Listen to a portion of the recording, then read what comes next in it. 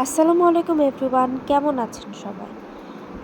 এখানে আপনারা দেখতে পাচ্ছেন একটা ডার্ক থিমের ব্যাকড্রপ বা একটা বড় ব্যাকগ্রাউন্ড আমরা মেক করছি। এটার জন্য প্রথমে আমরা নিয়েছিলাম 4টা সাদা বড় আর্ট পেপার। যে 4টা সাদা আর্ট পেপারকে আমরা অ্যাটাচ করে এর উপরে বড় একটা হাঁস এঁকেছি। হাঁস এঁকে পুরাটা হ্যান্ড পেইন্ট করছি।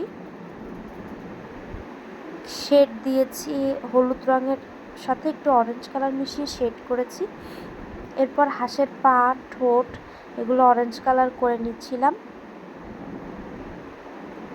যেহেতু এটা একটা রেফারেন্স পিকচার ছিল এটার, তাই আমরা রেফারেন্স দেখে দেখে আঁকছিলাম। এবার চোখটা করে নিচ্ছি।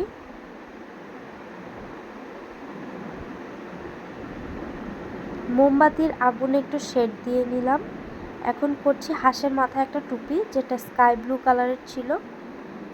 কেকটা আমি আমার ইচ্ছা মতো রং করেছিলাম, যেখানে কিছুটা শেড করেছিলাম, কিছুটা এক কালার করেছিলাম। এটা ছিল ফাইনাল লুক।